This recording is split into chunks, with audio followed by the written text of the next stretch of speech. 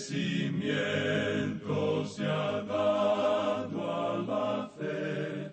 Le presentamos A través de la Biblia, un análisis de la Biblia libro por libro que nos ayudará a crecer espiritualmente.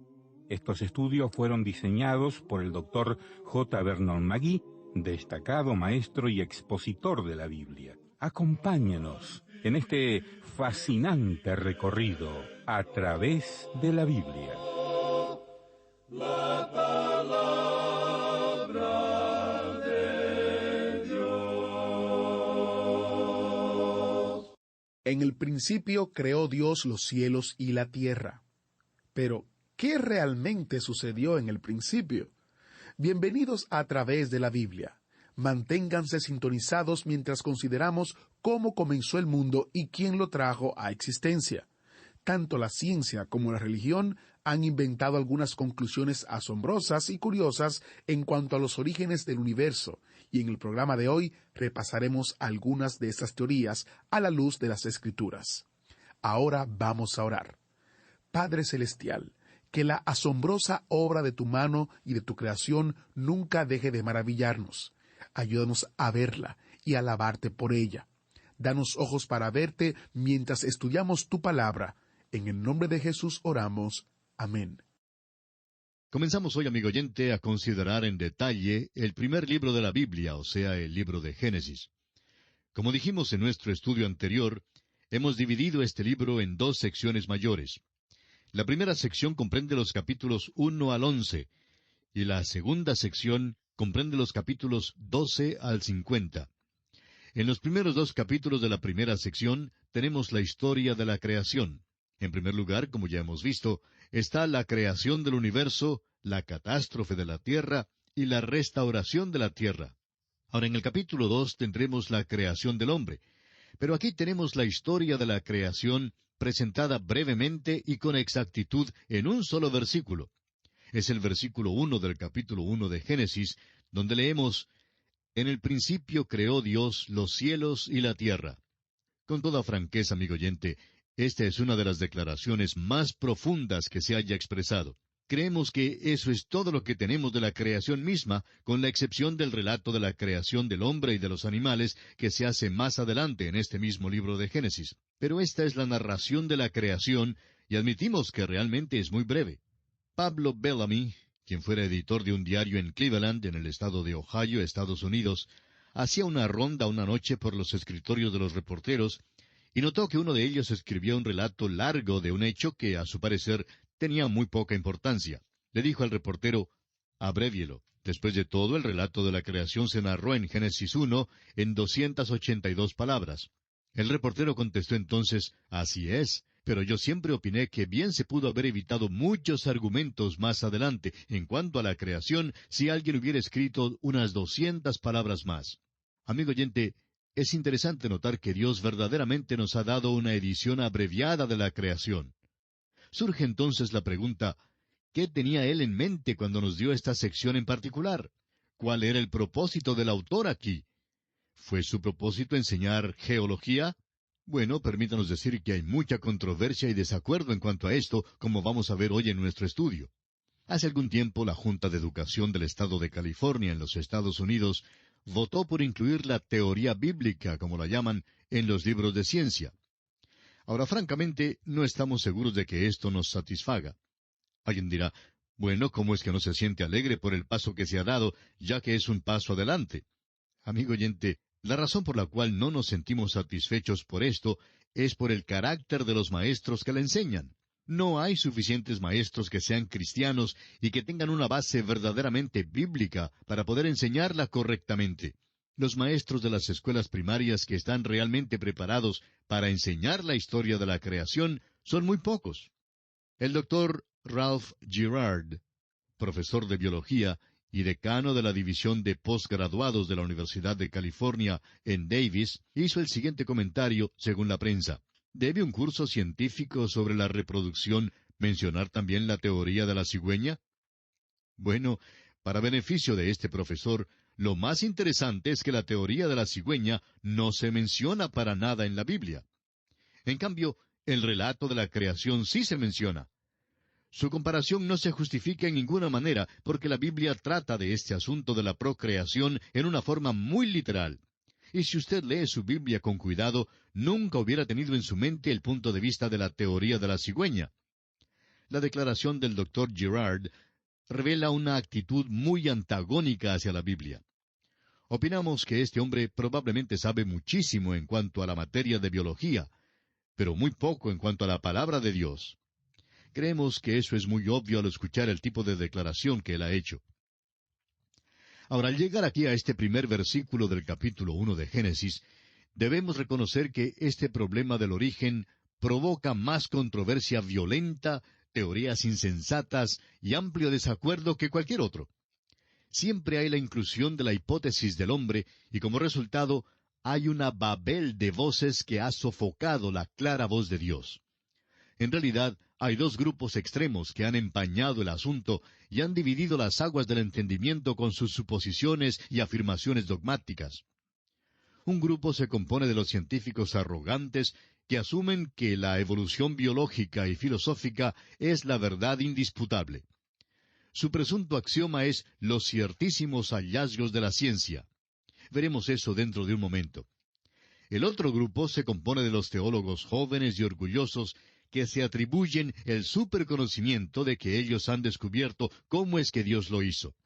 Describen y hablan eruditamente acerca de alguna teoría ingeniosa que reconcilia la ciencia con la Biblia. Miran con desdén a los grandes expositores bíblicos del pasado como si fueran enanos bíblicos comparados con ellos. Permítanos decir, amigo oyente, que estos dos grupos harían bien en considerar una declaración que se le hizo a Job. Cuando el Señor por fin se le apareció, le hizo esta pregunta en Job 38:4. ¿Dónde estabas tú cuando yo fundaba la tierra? Házmelo saber si tienes inteligencia. Y la verdad es que Dios le dice al hombre, tú hablas acerca del origen del universo, pero tú ni siquiera sabes dónde estabas cuando yo fundaba la tierra. Y esa es una buena pregunta que estamos seguros ningún hombre puede responder. Ahora hay algunas teorías extremas y creemos que probablemente debemos considerarlas. Y a propósito, podemos hacer una división aquí, una división doble. Si vamos a hablar sobre los orígenes, estamos limitados o bien a la especulación o a la creación. Toda teoría cae dentro de una de estas dos divisiones. Ahora no nos diga que la ciencia dice, porque después de todo, la evolución tiene muchas teorías hoy. Y algunos de los científicos más respetables del pasado y del presente rechazan la evolución. De modo que usted no puede presentarla como una declaración científica, como cuando se afirma que 2 más 2 son 4. Luego hay el relato de la creación en Génesis capítulo 1, y eso a propósito hay que aceptarlo por la fe. Es muy interesante que Dios lo hiciera así. Es la única manera en que puede ser aceptado. El escritor a los Hebreos lo expresó de esta manera allá en el capítulo 11 de su carta. Es pues la fe la certeza de lo que se espera, la convicción de lo que no se ve, porque por ella alcanzaron buen testimonio los antiguos. Por la fe entendemos haber sido constituido el universo por la palabra de Dios, de modo que lo que se ve fue hecho de lo que no se veía. Así es que el gran problema todavía permanece hoy. ¿Cómo pasó de la nada a hacer algo? La única manera en que uno lo puede saber es por la fe o por la especulación. Y permítanos decirle que la especulación no tiene nada de científico. Observemos ahora algunas de las teorías, y es bastante interesante notarlas. Hay quienes dicen hoy que debemos aceptar la respuesta científica. Y a ellos les preguntamos, ¿cuál es la respuesta científica? ¿De qué ciencia hablamos? En el año 1806, el profesor Lyell dijo que el Instituto francés enumeró no menos de 80 teorías geológicas que eran hostiles a las Escrituras, pero que ninguna de esas teorías se afirmaban hoy en día. Y eso es muy interesante. A muchos nos enseñaron unas teorías en las escuelas, las cuales ni siquiera se enseñan hoy en día. Por ejemplo, hubo un tiempo cuando se afirmaba que el sistema tolemaico era el correcto. Y amigo oyente, esa teoría contradecía el libro de Génesis. Pero no creemos que haya un científico respetable en nuestro tiempo que mantenga ese punto de vista tolemaico. Luego hubo el sistema científico newtoniano. Por años los científicos del mundo sostenían ese punto de vista y decían que contradecía la Biblia, y así era. Pero ¿sabe usted que hoy han descartado ese sistema newtoniano? Comenzaron luego a enseñar la hipótesis nebular. Enseñaban que la materia es indestructible. Eso fue antes del advenimiento de la bomba atómica, por supuesto. Pero ahora todo eso ha sido descartado. De modo que cuando alguien dice hoy que quiere mantener un punto de vista científico en oposición al relato del Génesis, quisiéramos preguntarle, ¿a cuál ciencia se adhiere usted? ¿Y sabe usted que lo que es ciencia hoy puede que no sea ciencia mañana? Dicen que esos libros cambian cada 10 años, y que la mayoría de ellos cambian cada 5 años. La verdad es que debemos considerar cuál fue el propósito de Moisés al escribir este libro. Creemos que él se reiría de toda esa confusión que ha resultado hoy en cuanto al relato de la creación. El apóstol Pablo nos dice el propósito de la Escritura. Él dice en su segunda carta al joven Timoteo, en el capítulo 3, versículos 16 y 17, «Toda la Escritura es inspirada por Dios y útil para enseñar, para redarguir, para corregir, para instruir en justicia, a fin de que el hombre de Dios sea perfecto, enteramente preparado para toda buena obra». ¿Cuál es entonces el propósito de la Escritura? El propósito es instruir en justicia. No fue escrita para enseñar geología ni biología. Fue escrita para mostrar la relación del hombre con Dios y los requisitos de Dios para el hombre hoy en día y lo que el hombre debe hacer para ser salvo. Usted puede escribir esta pregunta sobre la primera parte del libro de Génesis. ¿Qué debo hacer para ser salvo? Suponga, amigo oyente, que Dios hubiera dado una declaración científica de la creación. ¿Cuántas personas de la época de Moisés podrían haberla entendido? ¿Cuántas personas aún en nuestro tiempo podrían entenderla? Usted debe recordar que la Biblia no fue escrita para profesores doctos, sino para la gente sencilla de todas las épocas en todas partes. Sin embargo, siempre ha atraído a los hombres inteligentes, y queremos decir a los hombres verdaderamente inteligentes. De modo que no está expresada en esa clase de lenguaje. Si hubiera sido escrita en el lenguaje científico de la época de Moisés, ciertamente la habrían rechazado. Los hombres han salido con varias soluciones con respecto al origen del universo. Una de ellas es que es una ilusión. Bueno, esa declaración está ciertamente en oposición a los hechos, ¿no le parece? Sin embargo, hay muchos que la afirman. Luego hay quienes dicen que el universo se originó espontáneamente de la nada. Bueno, eso es lo que dice la Biblia en cierta manera, pero hay que recordar que fue porque Dios habló. Dios lo creó.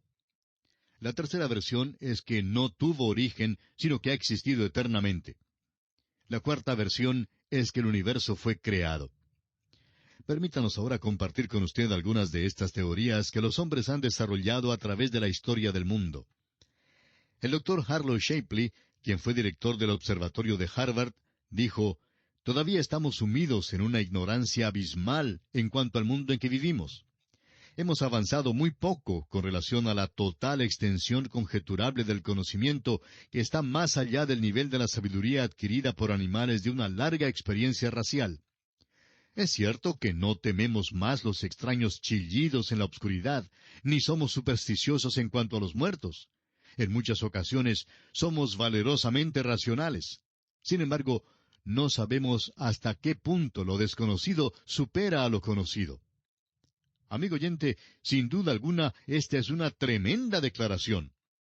Y el doctor Lawrence C. Isley, de la Universidad de Pensilvania, dijo, «No sabemos más en cuanto a la materia y cómo se produce que lo que sabemos de las cosas espirituales. Por eso creo que es imprudente decir en nuestro presente estado de conocimiento que el uno excluye el otro. El universo parece existir como una serie de niveles emergentes, ninguno de los cuales es como el nivel anterior. Que el hombre y lo demás de la vida han evolucionado es innegable, pero lo que está debajo de esas manifestaciones exteriores no lo sabemos». Y añade el doctor Isley, «Yo quisiera poder contestar su pregunta, pero el cubrir mi ignorancia con palabras grandes no sería provechoso ni para usted ni para mí». Veamos también algunas declaraciones tomadas de la prensa.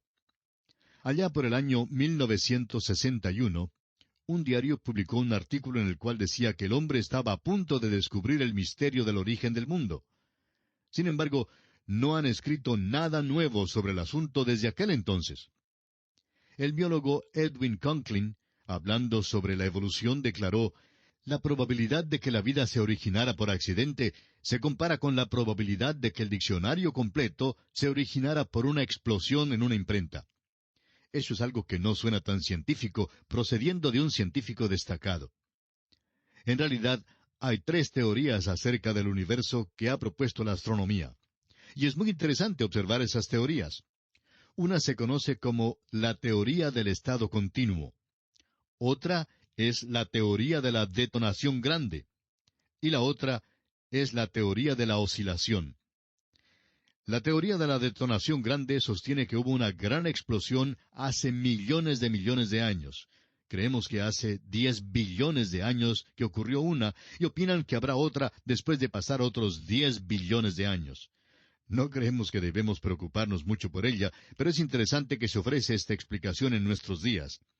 Y uno descubre que Gran Bretaña es el lugar donde se produjo esta teoría. Y francamente, no hemos oído mucho acerca de las piedras que trajeron de la Luna. ¿Ha notado usted que muchos de los científicos ni se entusiasman por esas piedras? Es porque ellas parecen refutar la teoría de estos hombres. Hace ya muchos años, el doctor Louis Leakey, quien era hijo de misioneros, salió con una teoría que él halló por allá en África. Se trata de una calavera que él llama el hombre cascanueces. Suponemos que tenía las muelas bastante buenas. Se supone que vivió allá hace unos 600,000 años, según el doctor Leakey. Bueno, ya hemos tenido teorías así como estas antes, pero muchos de los grandes científicos de hoy no son engañados con ellas. Ahora, el doctor Lawrence S. Dillon, profesor asociado de biología de la Universidad de Texas, dice: el hombre no es animal, sino una planta que evolucionó de una alga marina. Todo animal en realidad es un tipo de planta altamente modificada que se ha derivado hace 1 billón de años o algo así de una ascendencia común con una alga marina. Ahora es posible que usted y yo hemos estado buscando a nuestros abuelos en el lugar equivocado. Algunas personas los han estado buscando en un árbol. Debiéramos estar por allí arrancando las algas marinas porque ellas son nuestros abuelos. Amigo oyente, esto se vuelve verdaderamente ridículo cuando uno lo pone al lado de algunas otras cosas. Los dogmas de la ciencia pueden llegar a ser hasta una tontería absoluta. Según el doctor J. V. N. Talmage, cuando en las excavaciones arqueológicas se encontraba objetos prehistóricos culturales, se acostumbraba a arreglarlos de tal manera que aquellos objetos más rústicos siempre fueran datados o fechados más antiguos que aquellos de un tiempo más reciente, sin dar importancia al lugar donde fueran hallados. Sin embargo, ha sido desconcertante el hecho de que a veces han encontrado una civilización avanzada debajo de lo que parecía ser una civilización prehistórica. Hay tantas otras teorías así que se ofrecen hoy en día en cuanto al principio de la Tierra. El doctor Klaus Mantel, de Alemania, dijo: no veo razón para que la raza humana se vea más relacionada con monos que con canarios o canguros. Tal vez esa es la dirección que debamos seguir en busca de nuestros antepasados. Ahora, como usted sabe, amigo oyente, ni siquiera los evolucionistas se ponen de acuerdo. La teoría evolucionista se divide en muchos aspectos y puntos de vista. Nunca ha sido probada como la verdad. Es una lástima que cuando uno llega al nivel de los falsos científicos, y estamos pensando en los maestros que hoy enseñan ciencia en las escuelas, que no pueden presentar un criterio justo porque les fue ofrecido solo un punto de vista en la universidad. El doctor G. A. Kercott, del Departamento de Fisiología y Bioquímica en la Universidad de Southampton, en Inglaterra, ha escrito el libro que lleva el título Las implicaciones de la evolución. Y él declara: hay una teoría que declara que es posible observar que muchos animales vivientes pasan por cambios durante el curso del tiempo, y por tanto se puede formar nuevas especies. Esta se puede llamar una teoría especial de la evolución, y es posible probarla en ciertos casos por experimentos. En cambio, hay la teoría que propone que toda forma viviente en el mundo ha procedido de una sola causa, la cual salió de una forma inorgánica. La teoría puede ser llamada una teoría general de la evolución, y la evidencia que la sostiene no es lo suficientemente fuerte como para permitirnos considerarla como algo más que una hipótesis. Quisiéramos también darle la declaración del botánico sueco Dr. Heribert Nilsson. Él dice: mis esfuerzos para probar la evolución por experimentos practicados por más de 40 años han fracasado completamente. Por lo menos no me pueden acusar de haber comenzado desde una preconcebida perspectiva contraevolucionista. Se puede mantener firmemente que ni aún es posible formar una caricatura de un hecho paleobiológico. La materia fósil está tan completa ahora que ha sido posible construir nuevas clases, y la falta de series transitorias no se puede explicar como debido a la escasez de materia. Las faltas son verdaderas y nunca se llenarán. La idea de una evolución se apoya en pura creencia. Esta declaración nos está llevando a la esfera de la religión. Y amigo oyente, si usted es evolucionista, tendrá que aceptar la evolución por la fe. La evolución es simplemente especulación, y siempre lo ha sido. Pero lamentablemente muchos la han aceptado como un hecho veraz. Ahora hay un grupo de teólogos, casi todos jóvenes, que no quieren que los llamen oscurantistas intelectuales, de modo que han adoptado lo que se conoce como la evolución teísta. El doctor Kirtley Mather, en La ciencia reflexiona sobre la religión, declara: cuando un teólogo acepta la evolución como el proceso utilizado por el Creador, debe estar dispuesto a ir hasta lo último. No solo es un proceso metódico, sino un proceso que continúa. La edad de oro para el hombre, por si acaso hay una, queda para el futuro y no tuvo lugar en el pasado. Además, el proceso creador de la evolución de las primeras células vivientes, procedentes de materias no vivientes que previamente existían, puede representar un brinco primitivo, más bien que un infinitesimal paso por la senda del progreso, pero es un desarrollo enteramente natural. Permítanos decirle, amigo oyente, que no es posible. Es un dogma irrazonable. Es una posición ilógica decir que uno es evolucionista teísta. Hay quienes tratan de ir en dos direcciones. Les gustaría progresar con los que no creen y a la vez llevar una Biblia Scofield en la mano. Tememos que sea difícil hacer las dos cosas a la vez. Es como aquella antigua carrera griega donde se pone un pie en un caballo y el otro pie en otro caballo, y luego comienza la carrera. Bueno, es magnífico cuando los dos caballos corren en la misma dirección. Pero cuando uno de los caballos decide correr en una dirección y el otro caballo en otra dirección, pues se encuentra uno en aprietos. Hay que determinar con cuál se queda, y esa es precisamente la condición del evolucionista teísta. Ordinariamente se equivoca de camino. Por lo general, se equivoca de caballo también. Hoy se encuentran tantos seres inteligentes que parecen estar mal informados.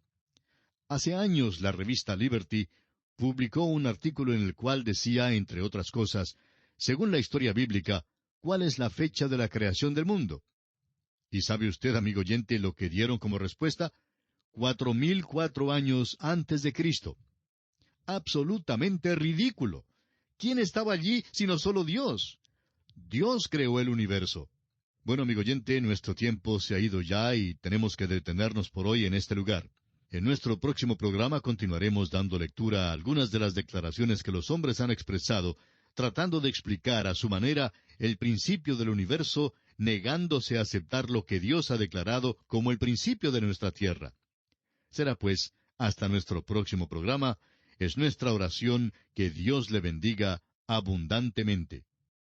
Y así terminamos por hoy. Escríbanos y cuéntenos qué le pareció y cómo le ayudó el estudio de hoy. Si desea recibir las notas y bosquejos de lo que estamos estudiando, suscríbase gratis en nuestra página en Internet. Esta es la dirección: a través de la Biblia.org/notas. A través de la Biblia.org/notas. Repito, a través de la Biblia.org/notas. Si desea escuchar nuevamente el programa o si se perdió alguno de ellos, vaya a través de la Biblia.org/recursos. Repito, a través de la Biblia.org/recursos. A través de la Biblia.